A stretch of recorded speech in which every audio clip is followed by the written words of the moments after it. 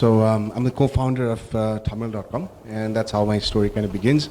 So Tamil.com is one of the first e-commerce platforms for, actually that was dealing in the whole digital marketplace around transnational population, mostly migrant workers that had left their homelands and then residing abroad, and then basically wanted a way to socially connect. And on the terms of simplicity, so it was basically a very simple idea that kind of grew organically. So the way it really grew was long before even Messenger was there.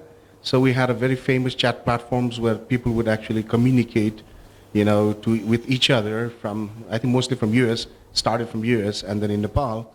And then we saw a whole new shift of demographics of people that were trying to connect. And the whole idea of the famous or the infamous selling kashi kind of started from there.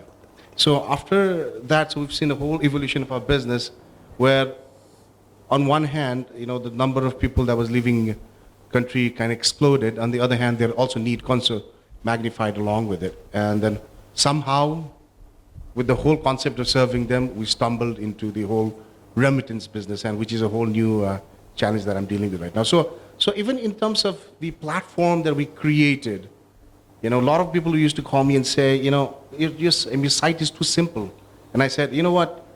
I'm talking about year 1999, 2000, and, around that time of the period. And then I think most of the people that were engaging in our site were probably engaging in e-commerce transactions for the very first time.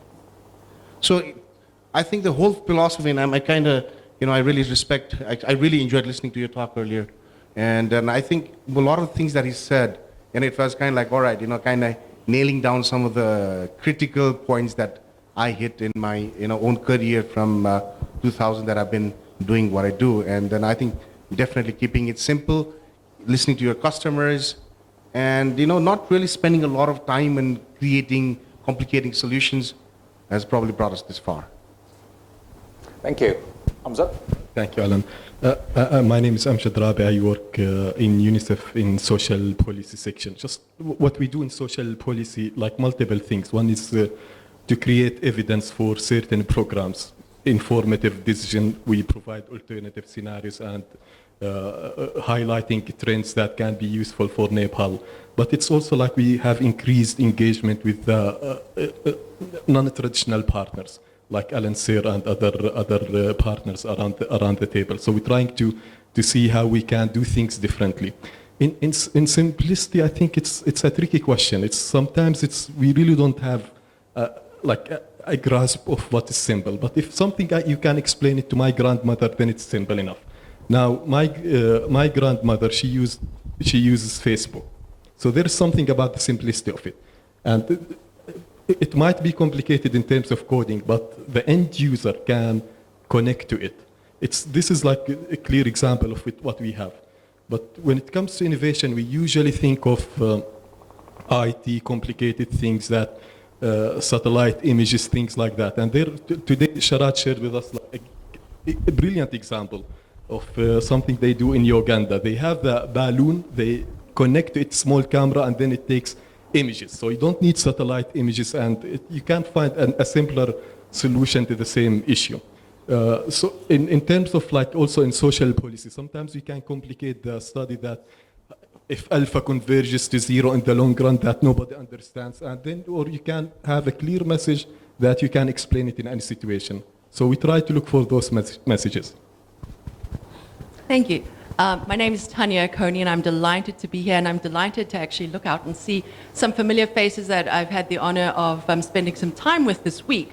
I think the two things you asked us to talk about keeping it simple and how to avoid it's often very tempting to look at new and emerging and what I like to call bleeding edge technology and find some application to use it for. But in terms of keeping it simple, what we've learned, at least in our work in 40 odd countries around the world, is that there are really 9 principles, which we call our innovation principles, and Sharad had actually run us through that in a much more engaging way than you'll see if you just get them listed in a list. But of those 9, I think there really are 2 that help us to keep it simple.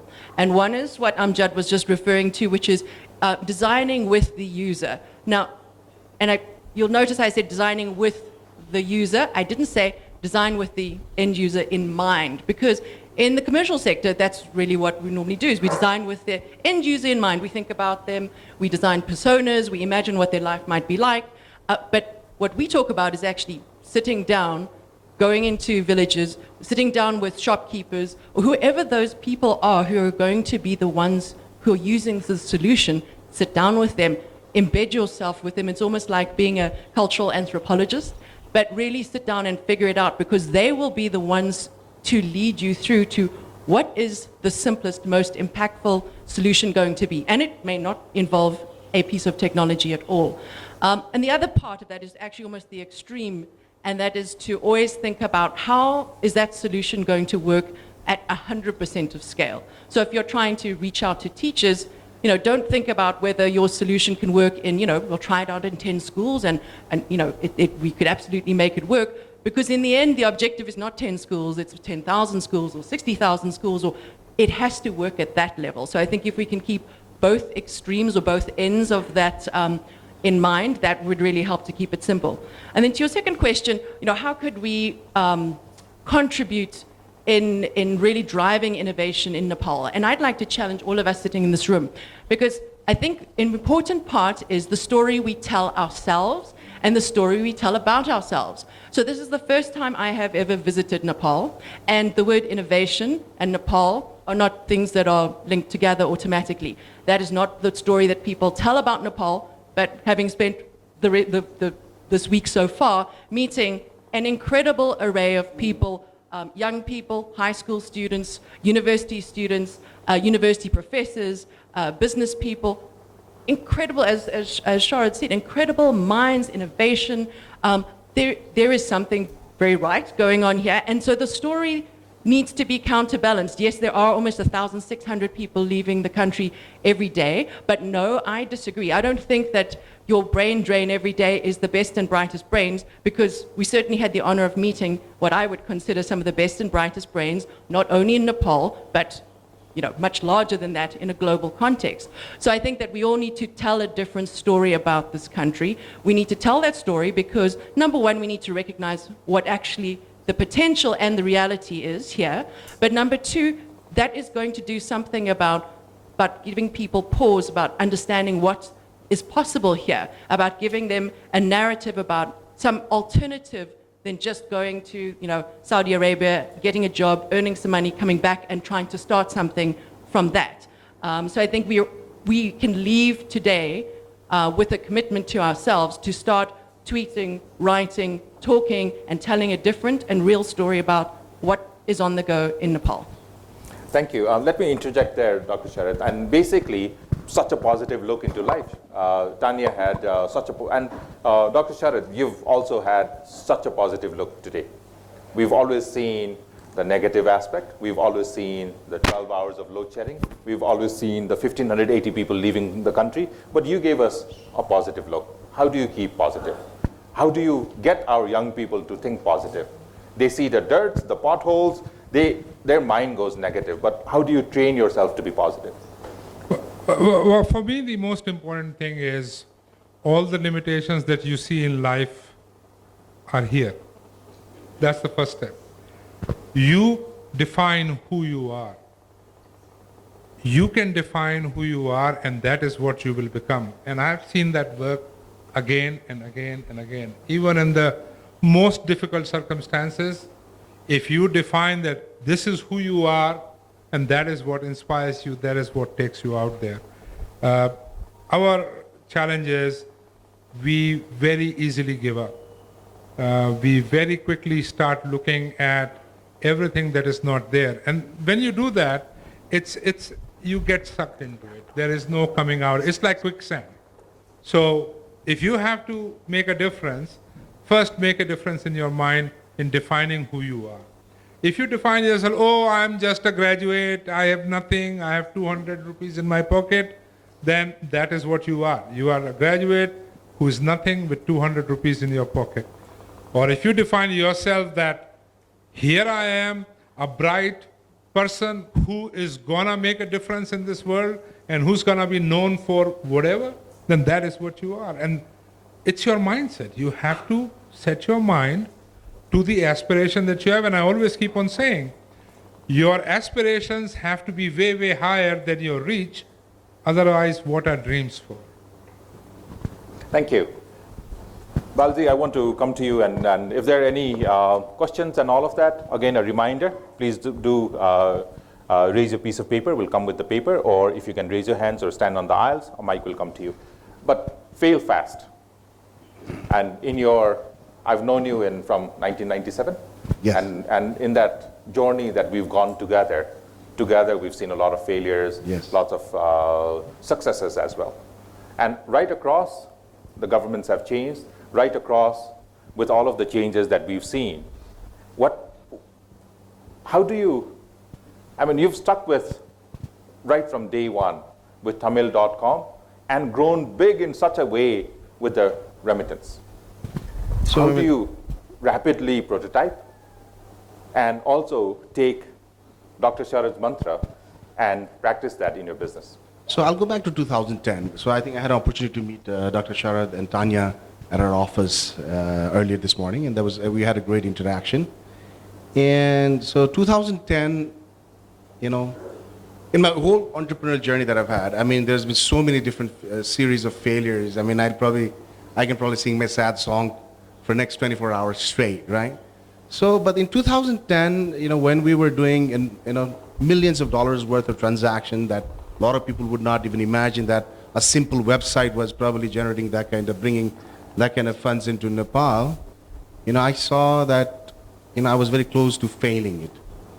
And the reason was the global policies around moving money in the internet was changing.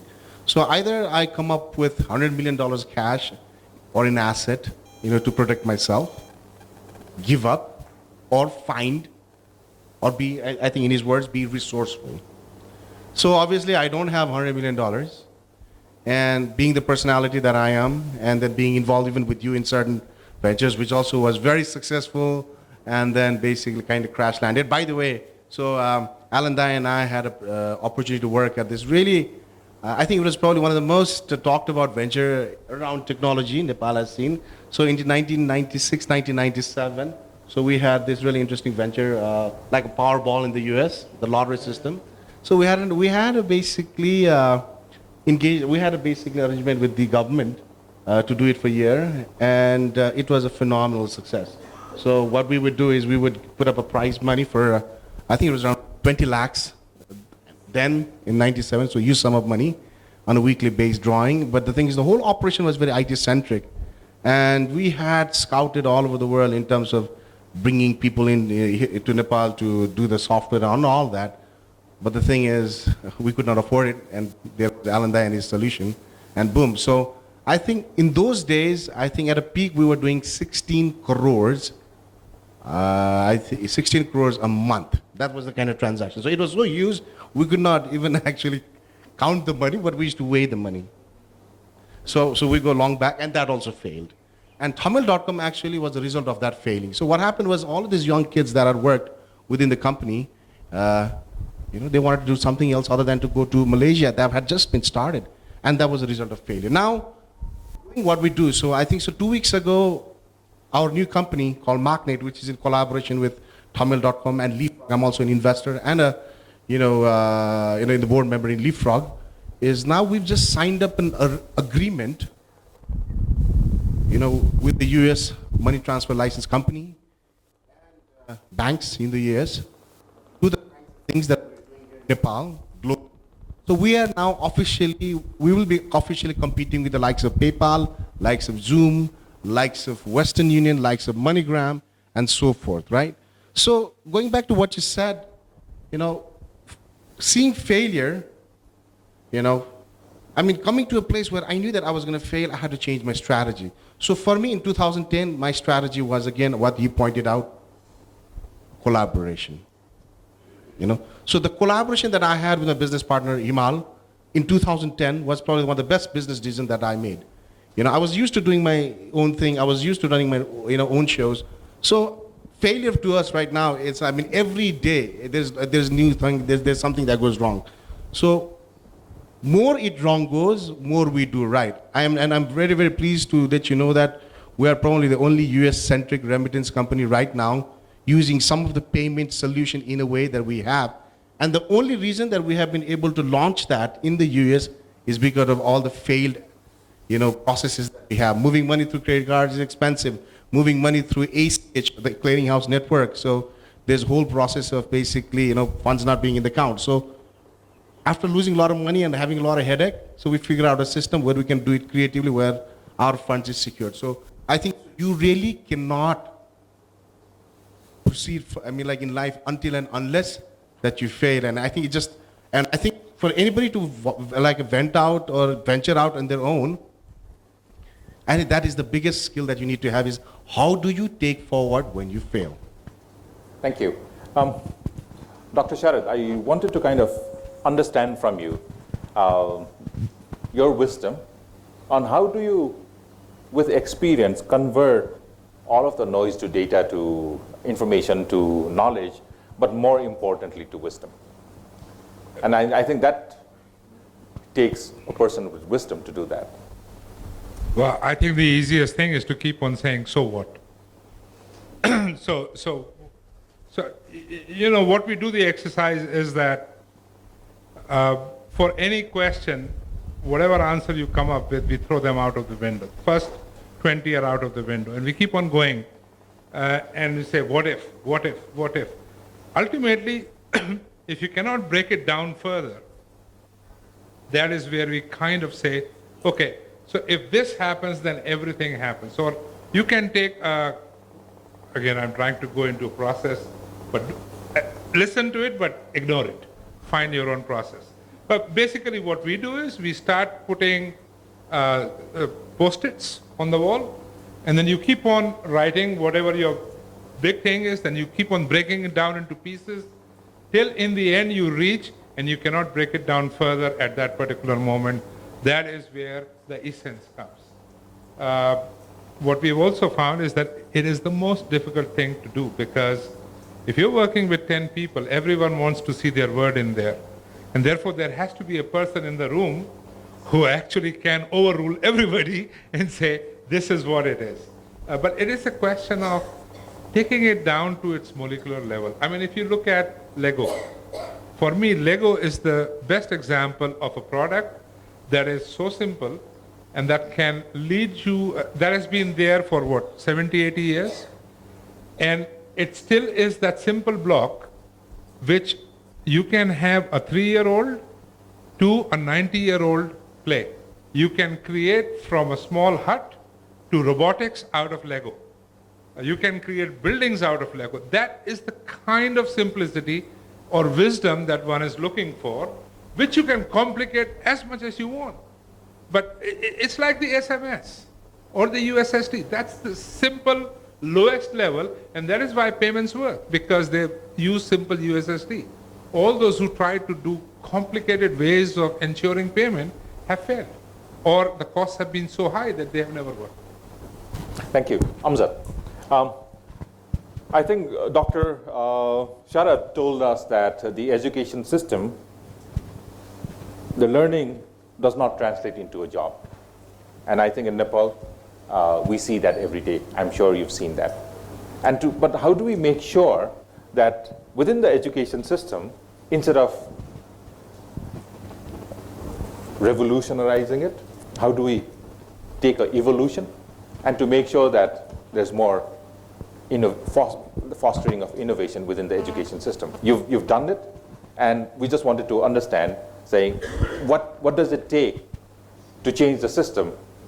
But it's also like to reflect why education. It's very important to see the value of education. We always know, but it's in the case of Nepal, it's quite unique. Here, a country that is now the fertility rate of this country, of where we are sitting in Kathmandu, is lower than that of Stockholm or Oslo. The fertility rate, it means that the number of children per a woman in certain age group. So this country is not, we don't have too many children. Number of children decreasing, getting less and less and less every year. So how we can make them more productive? That's the question. It's like you would think of economic growth, you can split it into two parts.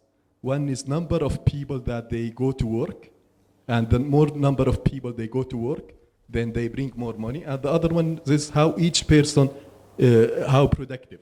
So we got the first one, number of people in the age group to work, they are good here in Nepal. So how to build productivity? So we need to focus on education. So education is a must. The country here allocates 17% of their budget to education. It's not going forward. Alan said that the example of, you said the example of Malaysia, the one you met in, imagine if all those, it's about 2.2 million Nepalese, they work outside the country.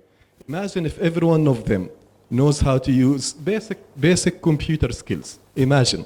This will add value. So instead of they sending now about $7 billion every year to Nepal, it's $1 out of $3 of Nepal, it comes from remittances, they can triple that amount of money. Just think of that, Alan. So if we can incorporate IT education in the education system, we can cut it short. We don't need to go follow the example of Great Britain from one step to another. You don't need to know Windows, the first version of it now. You can quickly go there. So if we can do the right investment now, we quickly can translate that into economic growth. Just Alan, if you think of today's world, let's look at 1950. The fortunate 500 companies at 1950, 80% of their assets at that time were something you touch, tangible. Nowadays, in the same not the same companies, but the same list, only 20%. So what Bal is doing here, it's an idea.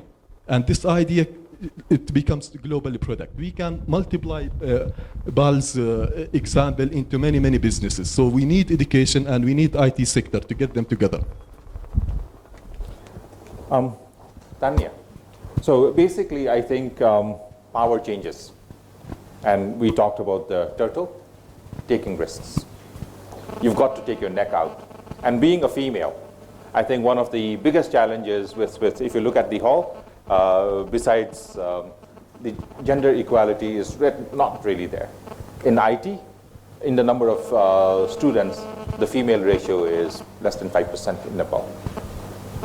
So for a female, the challenges of getting into the professional, especially from the perspective of Nepal, what's your take on this? What is the suggestion for some of our female participants here to see how do you take your neck out? Sure. I mean, I think, so I think there's two ways of looking at that. One is, we look around the hall and we can look in universities and schools, et cetera, and I think especially look in different cultural contexts of different countries, so here in Nepal and others, there are gender stereotypes, there are gender expectations that exist in the societies that we grow up in, that we work in, et cetera. And so it's sort of, I think, related also to something that Sharad said as well.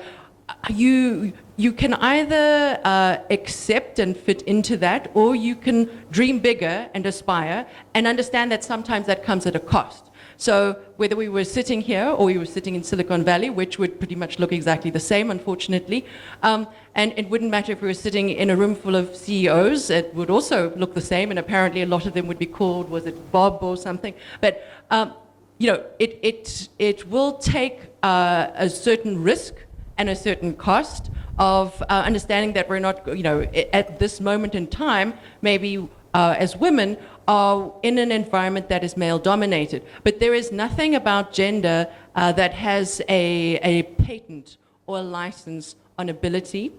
There's nothing about gender that certainly has ownership over good ideas. And I want to distinguish between technology and innovation, because they are not the same thing.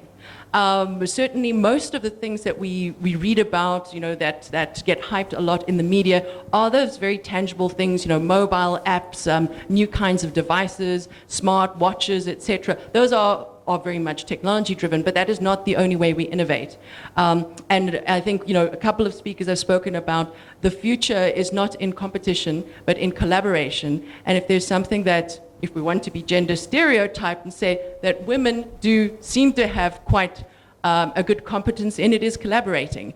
And we see that move in, in business, the kind of business model that you have in building a collaboration, in building partnerships. That is a change in the culture of business and organizations in the area of technology, but also innovation broadly, that is going to result and is already resulting in an environment that is a little more friendlier to women. But we are, this is a sector, if you look at technology or IT, that has historically been and will for some time, because of the demographics of that, continue to be populated by more males than females.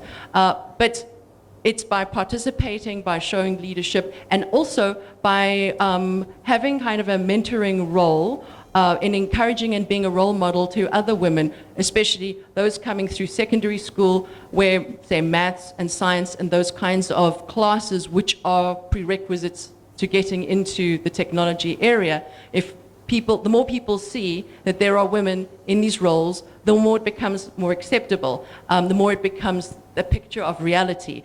So it is, it is a cultural change we're talking about, and those don't necessarily happen very fast, but we can do things to speed up the rate of change, even if the rate of change is rather slow. Thank you. We've got a few questions from the floor, and again, just a reminder, if you have a question, please write it down. If you would like the mic, please just raise your hands and we would come to there. But one question that I've got for you, Dr. Sharad, is knowledge is obviously transferable. Is wisdom transferable? How do you transfer wisdom? Or how do you teach wisdom? Actually, and this is the big difference. Knowledge is transferable, but wisdom has to be acquired.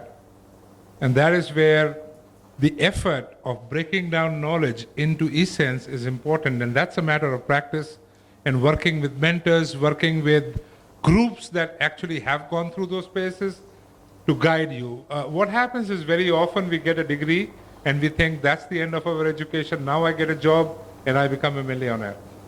That does not, and you may become a millionaire, but that doesn't necessarily translate in you becoming a wise person.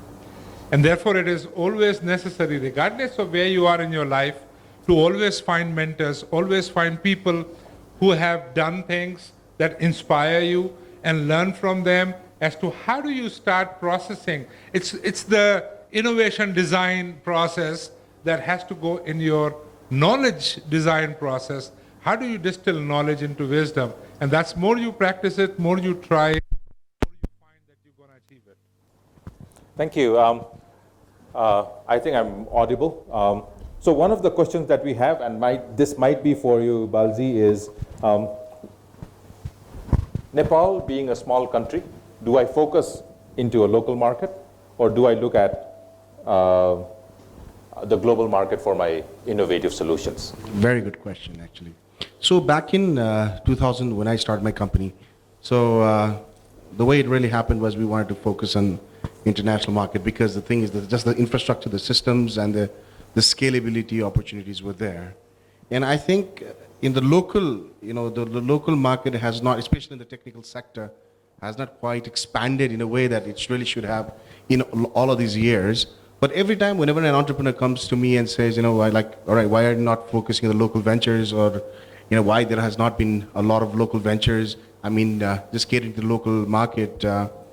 Is my answer is always, I don't think there's been a delivery of the right value proposition. So I think just to kind of answer, your question, it would be great for you to come up with a product that you can test it locally and find a gateway to take it international, right? So, and in terms of opportunities too, right? It's huge. Like right now, my life has been dedicated in terms of building this financial network. It's taken me over 10 years to kind of be where I'm at, and it's the most difficult thing that anybody could have chosen to do, right? And I've set up my time and investment in basically setting this infrastructure. But now that these kinds of infrastructure are available, and there are also now local infrastructure that's, gone beyond where it was before. And I think my suggestion to whoever asked me this question is to see if we can figure out something doing it locally and But the thing is, if you really want to have a, if you really want to have a really scalable product, and see if that can transcend or translate into international. And the thing is, if you look at around the world, right? So a lot of people, around the world, outside of the developed countries, and the population is obviously higher compared to, the developed nations, is like the problems are there. Like, for example, for me now, why do I get excited about doing what I do? Like 50% of our population, they belong to millennials class, right? So this is a whole new generation of people with a totally new philosophy of living. Talk about, I think we had a brief conversation about identity. So what is my identity? I was educated in Nepal, I was born in Nepal, half my life I've stayed in the States, I eat beef, I celebrate the Dashain, so what is my identity? Now there's a whole new generation of people don't want to buy cars. There's a whole new generation of people don't want to stay in hotels. And I think this generation, we're all plugged into social networks or whatever technology that we are all involving, has suddenly have no identities. They have digital identities, right? So whatever product that you if you really want to go beyond, right? So whatever product that you're designing, I think it has to cater to that. Now, on the other hand, there's a lot of other problems, local problems. Okay, I'll ask you. So I want you to raise your hands on this. So how many of you have paid your local car tax that we have to pay, car or even motor tax that you have to pay on an annual basis without paying fines? Please raise your hands. And how many of you pay fines? So is that an opportunity or not? So how about a system, right? How about a system that basically notifies you saying, all right, your, blue book ma bhayeko date is going to be expired on this and this date. Come out, send a SMS saying, there's a service, somebody's go out and, to Yatayat, where you actually spend a whole entire day trying to pay a tax for it, Is that an opportunity? Not, right? So will payment gateway stop you? Probably not. So there are a lot of engagement, there's a lot of disorganization that's really happening locally. Now that everybody's using phones, now they feel comfortable, they feel safe, to engage in solving some of the problems that they have. And I think these are the kind of problems that we need to solve. That is innovation. Now, a lot of things that I'm seeing in the technology industry here in Nepal is a copy and pasting. So you cannot copy and paste what's being done in the West and see if you can be innovative by doing it in Nepal. That's not going to work. And for me too, basically the whole Khashi kind of helped me understand exactly what I was dealing with, So in Dasai, people send Khashi. So why do people send Khashi? Because they want to be culturally connected, right? So when we started selling Khashi, then how was I to know that I would be selling more than $50,000 worth of Khashi, right? Then came, say, all right, everything needs to be delivered. How do we deliver? We take a photograph because we want to make sure that people are not being teached. People are not being duped, right? So the whole ecosystem kind of got completed because we localized our value delivery. So there are a lot of value propositions that are here locally that are not being explored.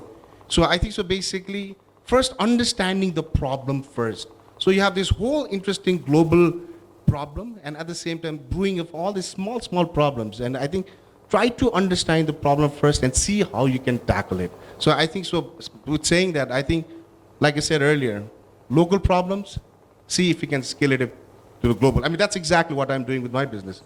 So this 2 weeks ago, it was totally changed my life forever. Now we can process Bitcoins, now we can process credit card payments, now we can process, like clearinghouse payments and so forth. So I think, but the thing is, we tested this in Nepal and now I think it's something that we can probably do it all over. Also reflect on this one. It's just a simple question. Like you said that Nepal is a small country. Is Nepal really a small country? 28 million. Like I can count tens of countries that come to my mind. Like Netherlands, it's 13 million. Norway, 4 million. Switzerland, 5 million. Like we can. It's not a small country. Earth is not flat, and that's it happens that we are between two giant countries.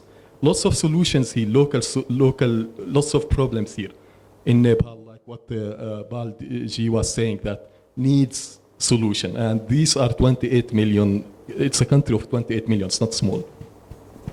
And I just wanted to connect it back to something that you asked us earlier, Alan, which is how, why are we so optimistic and energetic and enthusiastic? It is because every problem is an opportunity. And so, every power failure, I come from South Africa, you know what, at the moment we have power failures, we have a postal strike, so what has happened? Entrepreneurs look at it and immediately it's sort of, that cycle of failing fast, that cycle of being agile, responsive, people jump on that. Oh, you have a postal problem? Guess what? I'll fix it. I start my own company and deliver all the mail for your company, and you want your accounts to go out to people in the city? I can do it. And that, if everything was working fine, that opportunity would not exist because you couldn't compete with the state-run monopoly postal company. But a crisis or a problem is an opportunity. So if we live in places where there are quite a lot of opportunities, okay, we can sit back and actually cry about how we wish it was better and how, whoever isn't doing what they ought to be doing, or we can say, hey, maybe I can actually make something of this, and then who else can I work with together on it? And so that's, I think, for me, it's not, the glass is never half full or half empty. It is always entirely full because, if you remember, the glass is half full of liquid and half full of air. So it's always 100% full at least. Thank you. Dr. Sharad, solutions, innovative solutions coming from the third world, emerging countries. In a global perspective, how do you look at it? Well, the most promising thing that I see is because we have constraints, we have opportunity to create something. And that is what happened in Africa. The M-Paisa, or the mobile phone cash transfer, came because there were no banks in Africa. And so they said, there are no banks, we have to find a different way. So similarly here, every time there is a constraint, there is, as Tanya said, there is an opportunity to find a way of doing business or find a way of doing things that others have not even thought of. And when you do that and people see how simple and how easy it is for you to do it amongst all these constraints, and clearly you will do it at a much lower cost than anyone else, then they start applying it. And I was telling that iOS 8, when it came, the big story was we can do money transfer using iOS 8. Guess what? Africa was doing it 15 years back, right? So where you are, who you are, is not necessarily what you can be, but take the challenge that you face and then convert it into a solution, and if it is simple enough and effective, the world will follow. Thank you. I believe we have a question. So I am Rupendra, right? I have a question to Dr. Sharad. We are in the digital world, no doubt, right? So how can we benefit the rural people of Nepal from the innovative ideas where they are deprived from technology? So if you actually, I always keep on saying that if I want to learn budget management from someone, the master of budget management is that poor woman living in the remotest rural area with very little income, who's actually feeding the whole family and sending the kids to school. No Wharton, no Harvard, no one has that reference point to actually teach you that. The question is, how do you create, and here is another opportunity, how do you create a platform that actually bridges the gap between the great idea and innovation that that woman has done over there, and you bring it here? So here's another great opportunity for us to actually look at wherever there is a gap. So everyone was, sometimes years back, everyone was talking about the digital divide. And we were saying if there is a divide, here's an opportunity for a bridge. So we created a whole series of tools that actually use dumb phones, which means non-smartphones or not web-enabled phones, and provided features on those phones or developing tools which actually could give that person living in the remote area without a 3G connectivity the same kind of experience or opportunity to experience as a 3G phone would do. So it's that kind of thing. This constraint is a great opportunity to link it. And there are, for instance, in India, there is Indian Institute of Management, Ahmedabad, Anil Gupta. He does what is called Shodh Yatra, which essentially is a discovery walk. And he has young people like you in universities and schools actually go into their own villages and then find what are the creative ideas that local people have created to overcome a challenge. Then they put science and technology behind it and convert it into a possible product that can actually solve the problem for many others. Thank you. I believe we have a question at the back. Sumandi.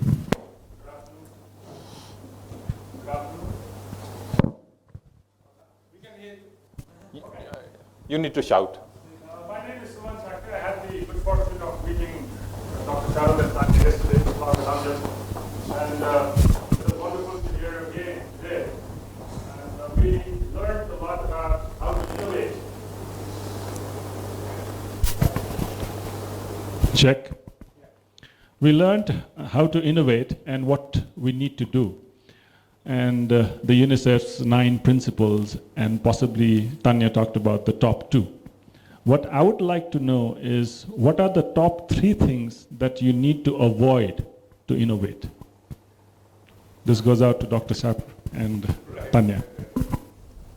One of the things that we do is, when we are deciding on what we want to do, is to simultaneously write what we won't do. Because it is extremely important to know your strengths. So one of the things we don't do is not to collaborate. We start with the open mind that the idea is bigger than the organization or the logo. So if the idea is good, it needs to be out there with or without my logo. So we are open for partnerships, open for collaboration, open for looking.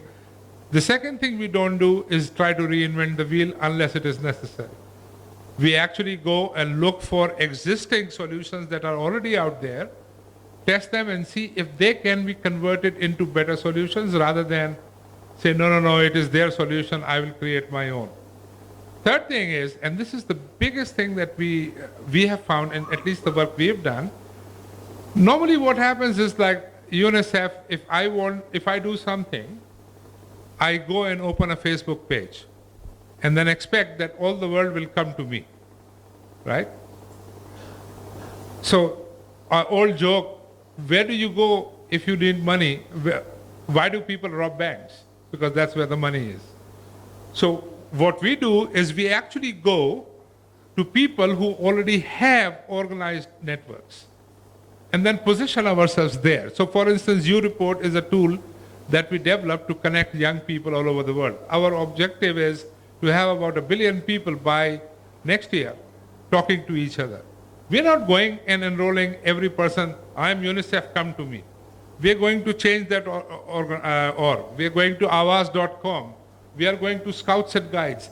These people already have organized groups. We're going and saying, here is an idea, you want to join us?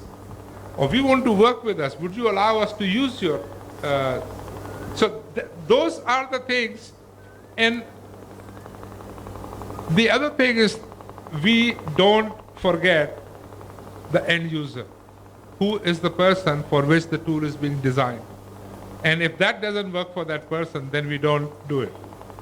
One other thing that we avoid is, very often people talk about changing behavior. And frankly, if you look at all successful things, it's not about changing behavior, it's about creating behavior. Mobile phone, imagine if mobile phone companies would have come and said, we want to design a phone because your behavior is not right, or we want to change your behavior or how you talk. It would have never have worked. We actually go, so the mobile phone companies or Nike comes and says, I want to change your behavior of the shoe that you wear. No, they go and create behavior. They say, you know what? If you are not wearing my shoe, you're really off somewhere. You don't fit in a social pattern on something. Microsoft doesn't change behavior. Microsoft creates behavior. And so that is the other thing that we go against conventional wisdom, is try to change the way people do, but actually create a better way in which people can do what they do, and the change would come automatically. Thank you. Can I add two? I won't do three, but I think one of the things is to try not to jump to what you think the solution is going to be. Even if you believe that you are the end user for this problem that you're trying to address, I think one of the things that it's very difficult and common when you spend a lot of time and you don't build in failing fast and iterating quickly is that you really fall in love with this thing that you have spent so much time on, and you kind of become quite defensive about every time you get a piece of information that maybe suggests that you're not on the right track. It becomes very difficult to change. So if we can, I think, beginning with the understanding that it's going to change, that you don't, try not to be preconceived about what the solution is going to be, I think is quite important. Also, if it doesn't add value, then you don't do it. Just get away from the people with the wrong energy. You don't want to get people with the wrong energy. Just get away from them. I think this is, to me, the most important one. And then it's just don't look at system. System is just meant for things that are not innovative. Just to try to get out of these two things, you will be doing well. And just can I share this joke? Maybe we can soften the conversation. I'm wearing sneakers talking about Nike because Alan screwed us up today. He told us it's gonna be an informal get-together, April's first day, and now he is wearing a very nice suit. Thank you, Alan. That was actually April Fool's joke on you guys. So, but any other comments, questions, feedbacks? Yes, please. So can we get a mic out there?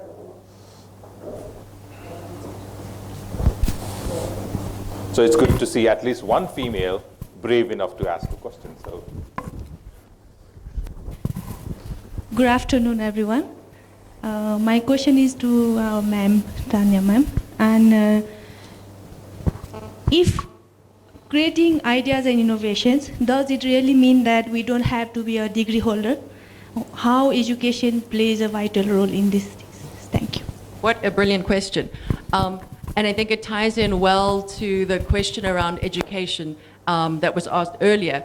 And, let's start with, does education give us, when we leave, is it junior school, high school, university, what we need to succeed, especially in innovation?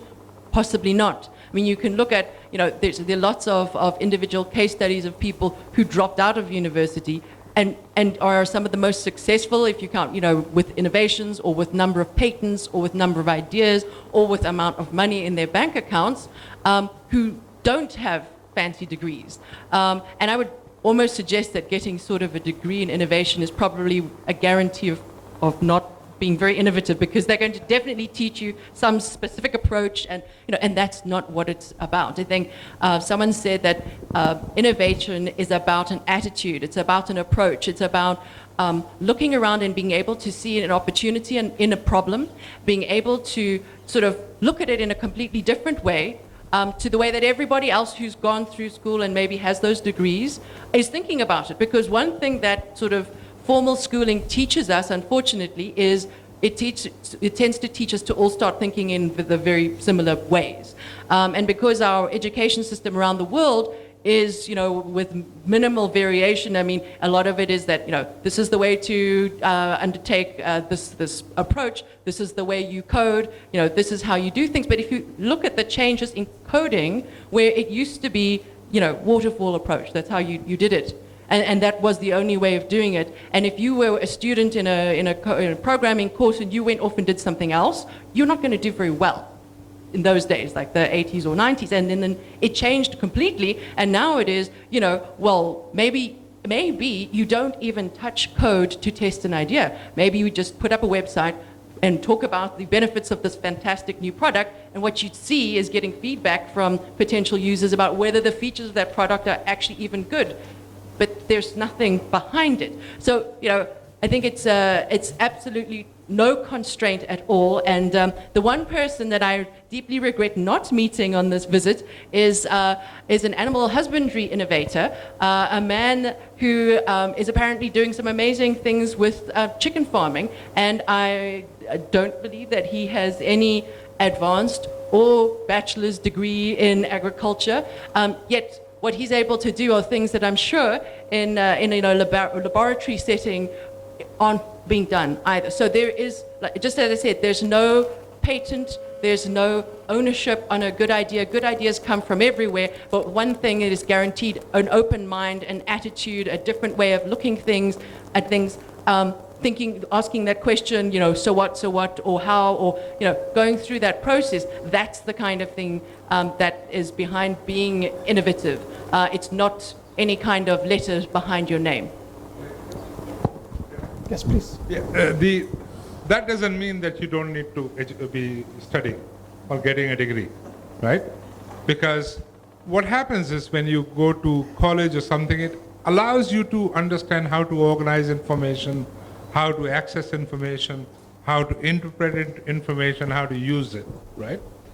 But at the same, and you come across mentors like the professor there, like entrepreneurs, like organizations like Microsoft Innovation that help you, mentor you, etc.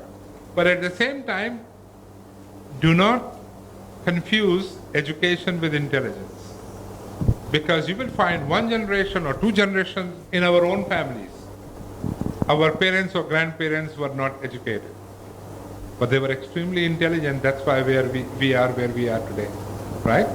So the chicken farmer is intelligent, that mother in that remote area is intelligent, might not be educated, and that's why may not be able to articulate what she or he is done and actually attract resources and mentorship as a person who can articulate information.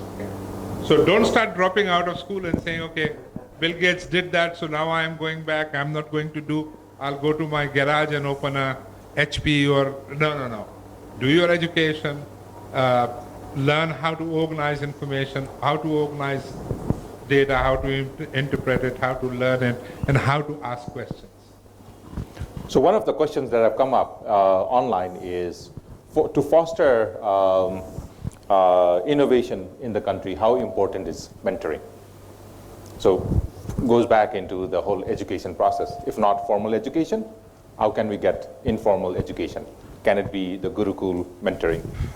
You see, I focus more on learning because the problem with our current education system is that we assess teaching, what is being taught. We don't assess what is being learned. So we did surveys in many countries to check the competencies of people who have passed a certain course.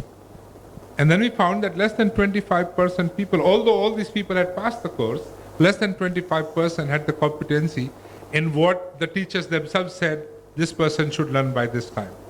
So it is extremely important that we focus on learning, and learning doesn't start and stop in a school or in a college. Learning happens throughout.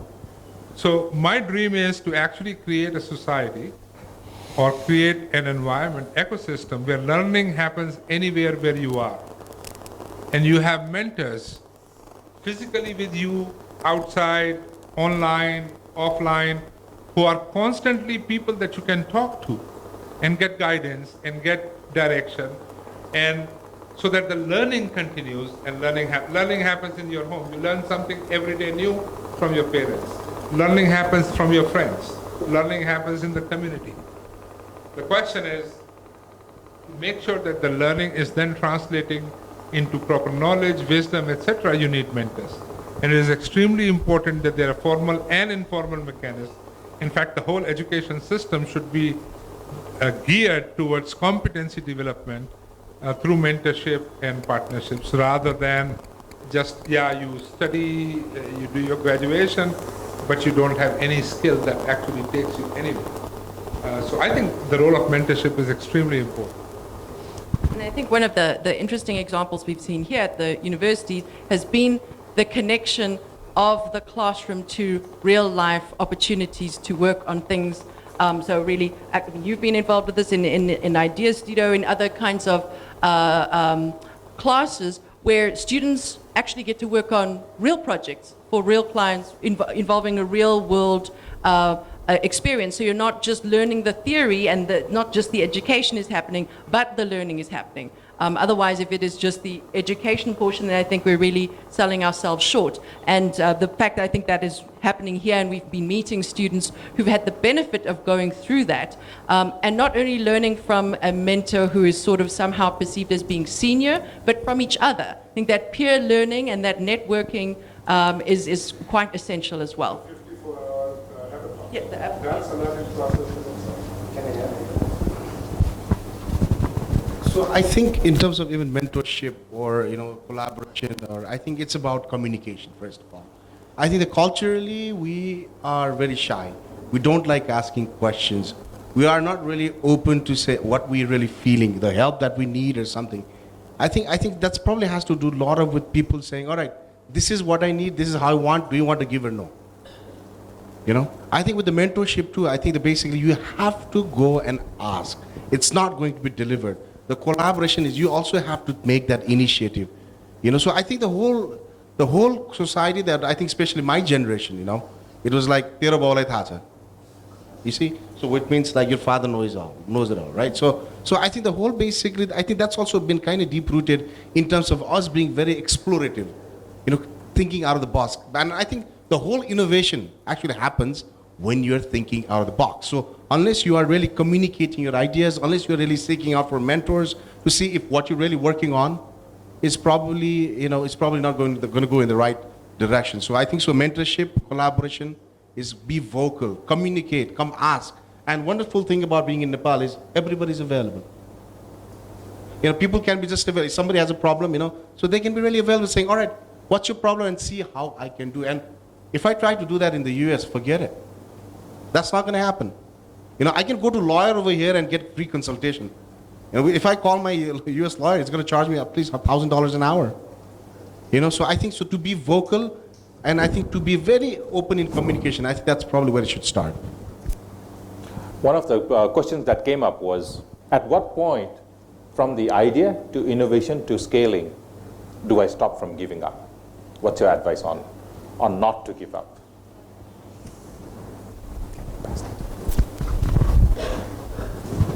I think the whole idea of fail fast and rapid prototyping, getting mentoring is essential. So it is important that you have an idea, you test it out, you improve it, you get mentorship, you guidance, and then you see whether you are still going in the right direction or not. And when you see, so rapid prototyping actually allows you to move away from failure or giving up on an idea to actually moving in the right direction that makes it happen, right? And it allows your decision process. There is no time that you can put. There are some ideas that have been in my mind for 5-6 years, but the environment or the ecosystem was not there that allowed those things to happen. And they sat in the back, and suddenly a new tool came and they became possible. So for me, it is rapid prototyping, mentoring that actually guides you to come to a decision whether this is an idea that needs a different direction or to be left behind and done in a different way. And I think that's the value of your peer networks and the collaboration, which is if you are on your own, what is going to come down to it is you're trying to decide in terms of your own honesty and self-knowledge of, is it that, I just don't want to put any more into this, or maybe it really is a good idea, or, you don't have anything to bounce that situation off. Whereas if you have this community of people around you, you have a sounding board, and not only just at that point, but if you've been collaborating all along, you'll be picking up hopefully that trend of how things are going and making those adjustments, and you're not suddenly arriving at a cliff of decision. You are able to maneuver and change, and that is going to be required. So I think that's where that community and that collaboration and the ability to ask other people is extremely valuable. I think you really need to see at the beginning, to really visualize the end. And the story of the little ant that carried a big grain, and somebody was looking at it, and then went from one point to another, and then it saw a little cliff. It used like a piece of paper to just flip it, and walked and spent a lot of time, the whole evening. When somebody visualize it. Then when it went, it was going to the hole inside it. It couldn't fit the piece of a grain into the hole. And that's not the smart way. That ant worked hard, but couldn't visualize the end. We really need to visualize the end before. If you visualize it, if you see it, then it's going to happen, I believe. And I would like to add on what Dr. Sharad said in terms of, basically kind of changing a model of the rapid, innovation is the cost of failure in this part of the world. I mean, that I'm going to say it again. The cost of failure in this part of the world is nothing compared to what it would be in the US. So you can test your models as rapid as you can and try to do that in San Francisco, try to do that in Europe or anywhere else. I mean, that is the competitive advantage that you have to innovate, right? So you can try a lot of things, but the thing is, whatever you solve here, if you solve it in the right process, so there's a whole 6 billion population that's probably waiting for that solution. So I think like right now, even especially in my field, in the software side, so we see a lot of guys who's gone to Ivy League colleges or have had successful positions in the Silicon Valleys or the New York. They're coming back, Nepalese, right? They are coming back and testing out some of the products that they would like to test in the US, but first they want to test it over here. So the cost of testing here, the cost of funding here, the cost of failure here is very insignificant what it would be outside. So I think you have this wonderful opportunity to do that over here. So at the closing, we have a few minutes. A last call for any questions. Yes, so we do have one mic. So we will take that unless someone else needs to have a burning question and wants to also ask. If you could please raise your hands. Good afternoon, we couldn't hear you. So you need to turn the mic on. You can try that.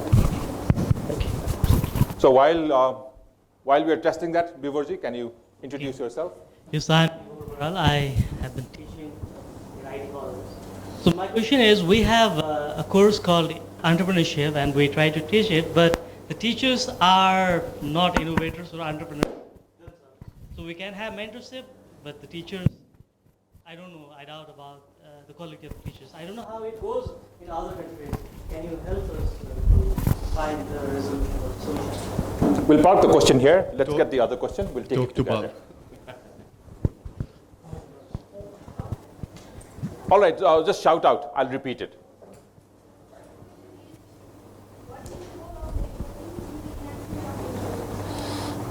What is the role of networking? Okay, to enhance innovation, what is the role of networking? And we've also got another question here that says,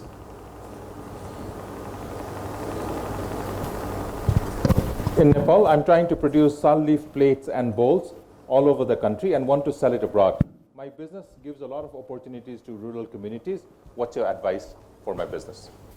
I wanted to talk to your point about education, because I was very naughty about dissing the formal education system, so I'm sorry, I didn't mean to do that completely, but I think it's such an excellent question because you've pointed out perhaps the limitations of the education system if we leave it just as is, where if we can't, for example, pull in practitioners, people who are actually entrepreneurs into the classroom, people like Bal, others that are in this room and elsewhere, to talk about what it really is like and match sort of the theory to the reality, because often some of those gems that are, invaluable are the things you learn from success and failure, and that you're going to get from giving students the opportunity to talk and interact with people. And then I'd say even better than just bringing in that into the classroom, take the students out of the classroom, get them to be, get them opportunities to maybe work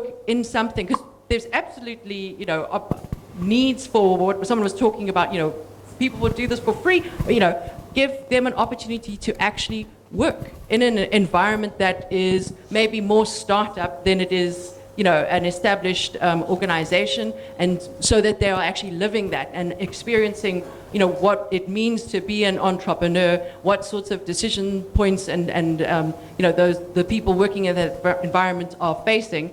I know other things are obviously around. We've seen sort of simulations. So some universities and schools, in fact, create kind of simulated things where students are creating micro businesses and running them. So while they may not be real in that they might not actually pursue that beyond the semester, they actually do have to come up with a miniature entire business plan, have a product, launch it, get feedback, and try and make some money. So those are different ways, but I think it's all about kind of keeping it real and trying to get as many of those opportunities to those students, and then they can really benefit from understanding theory in practice. My quick answer possibly is just to talk to Balji. He will definitely help.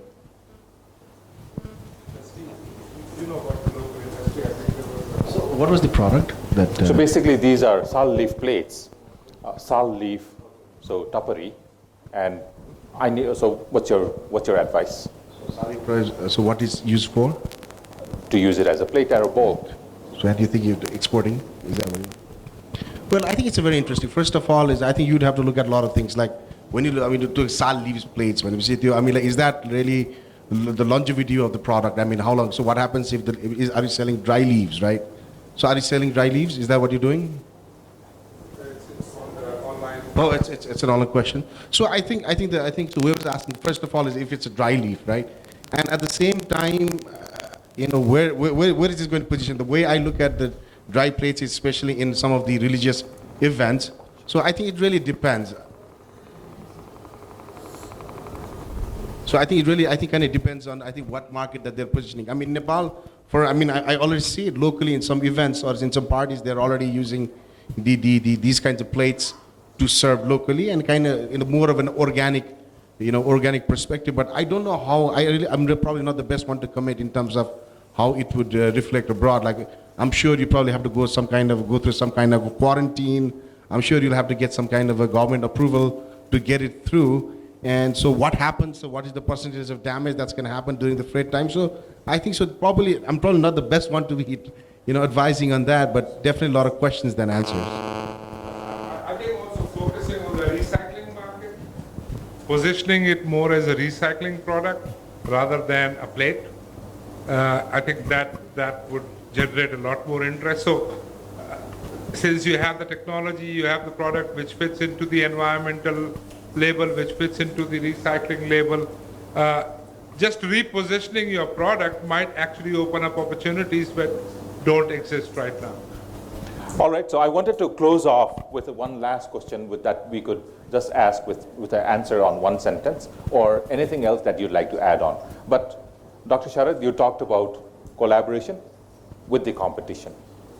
And also you talked about the developing agencies coming together, working on a solution. And you also talked about don't have egos over your logos. So can we put together with all of this on what's your advice to foster innovation in the country to bring all of this together? The easiest answer for me is instead of everyone going on their own way, pull in your resources, look at some big ideas which actually encompass many small ideas, and then create some kind of an innovation fund that allows. The biggest problem that we are facing today is that everyone wants to fund successful stories. But where do successful stories come from? Someone has to fund the creation of that story. And therefore, it is our responsibility to actually pool together the resources so that successful stories can be created, which then can be replicated and moved along. And I hope that the big community that has the resources actually looks at the big picture, and then supports the smaller parts of that big picture by pooling in their resources. And just to point out, the question was asked in the back early in the last round about networking, and I think you've just sort of have that answers that it is essential because it is how the different parts of the ecosystem are connected together. The more connected, the more resilient, the more ideas, the more robust, the more creative, more innovative, more opportunities.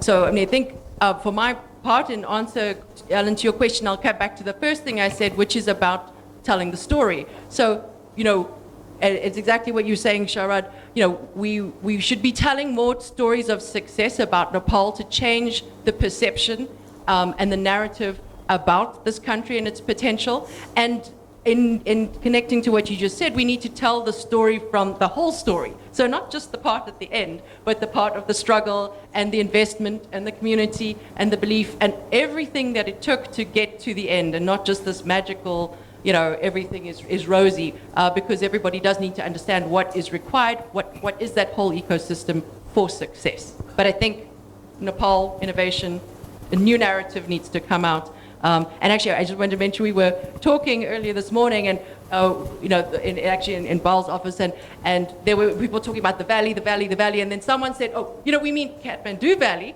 but it could have been Silicon Valley, no difference, right? And I think I loved that moment. It was a really good one. For me, I think we need to have the right incentive structure. Voluntarism, it works, but for a limited period. CSR, it's good, but tax is better. Like if so, what I'm trying to think through that the profit signal is very important for many businesses. You can make cash at the same time you can do good things, and this is not playing with words. Like there are two models. One is a charity, and the other one is developmental. Charity is you look for the most miserable person, and you feel good to give money, and developmental you look for the most successful person like Balji, and you try to create a role model for others, and you try to replicate it. And this is developmental. We need to focus on the latter one. So for collaboration, so how many of you know muncha.com? So how would you, so you would not even believe, so Tamil.com and muncha.com are all plugged into the same network. So now we are officially, we were the fiercest competition, and now we're business partners, actually. So I mean, that's something, I think, you know, so that's an example. For even in my case, like, to be able to doing what I am doing, moving money from the US, right? So I needed to show a significant number of transactions. So either I could compete with him, continue to compete with him, or collaborate. So I think the whole notion of, I think the basic collaboration is yet to be organically received, I think, especially by our business culture. And especially in this day and age, you know, look what's happening. The merging of the companies or the buying of the companies or whatsoever, that's all collaboration. So unless and until you collaborate, and I think the first person that I would really want to collaborate is with my competition. Now I'll give you one story. So there was another guy that was also used to work from a competition, and then, you know, his company went kaput, right? So first thing I really did was I called him up and just to kind of figure him out. And this, today actually, so he's my right-hand man, he's my left-hand right man. I mean, I was fiercely scared of, you know, working with him.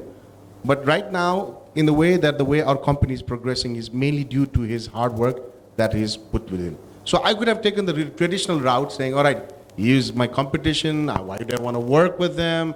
He's going to steal my intellectual capital, he's going to steal my data.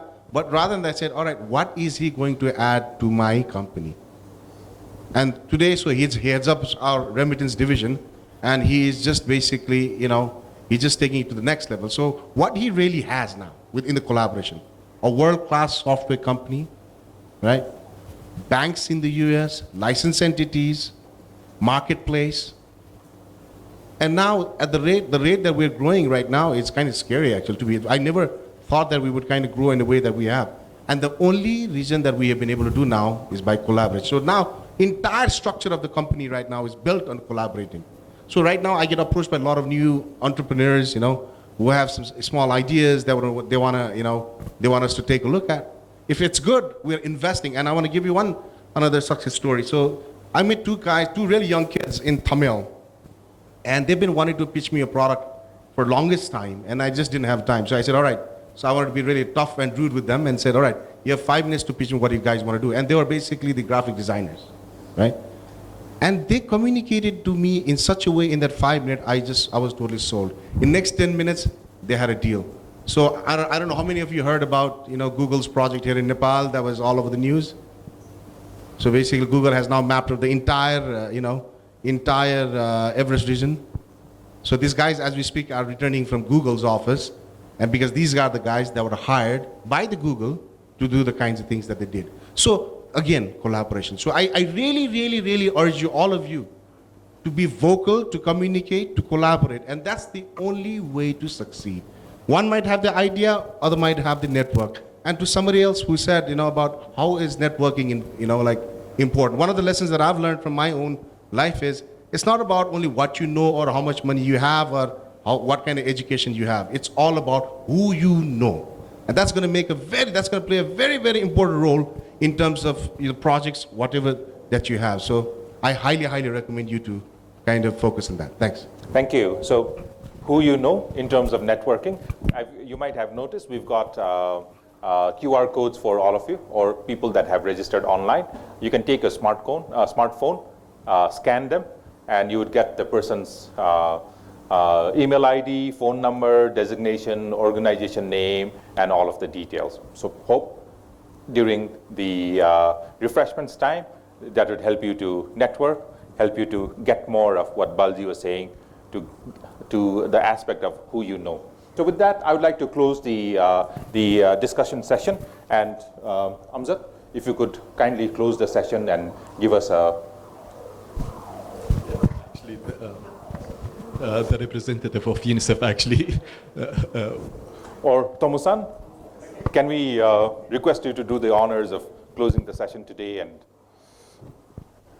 so Tomusan is the country head for UNICEF Nepal, and is the person who literally drives all of the new thoughts that's coming into UNICEF and the way that the whole organization has changed. I could go on and on, but well, thank you very much, Alan. I mean, that's a really, positive exaggeration that I don't deserve. But I really, well, first of all, it's my great pleasure, to give a vote of thanks to this very special, on this very special occasion. In the last 3 days, my dear friend and colleague, Sharat and Tanya, together with them, I have been meeting a number of Nepali people who are in one way or another involved in innovation in various fields. And once again, I was so impressed with how well endowed this country is with innovative minds, particularly among young people. Each one of the examples of innovation I came across or revisited. Some of them I have seen earlier, but each one of them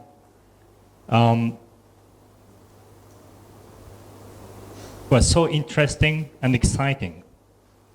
They're already shown here, in the back screen of this event.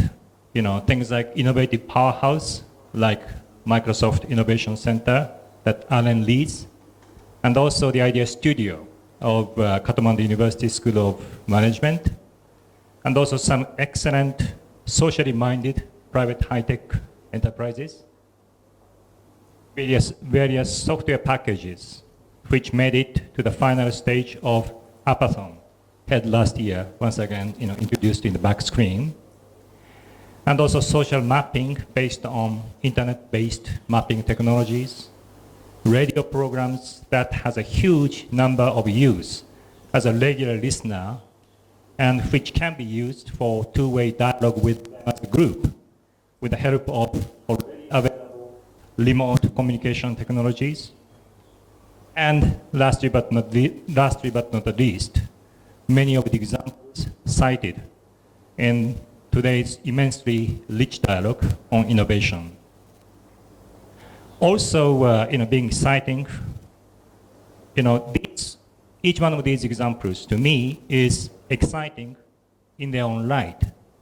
At the same time, what is even more exciting is that we believe that there is a huge potential for all of these endeavors and also concerned actors to be more connected through networking, it was mentioned, and also systemic mentorship and other efforts to bring these discrete pieces into an organic whole and bring about even better result together.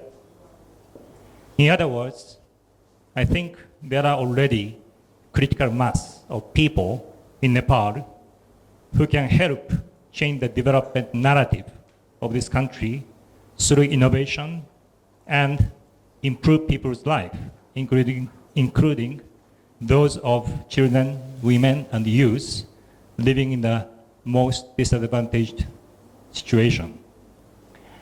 And all of you sitting here today are very much part of that critical mass.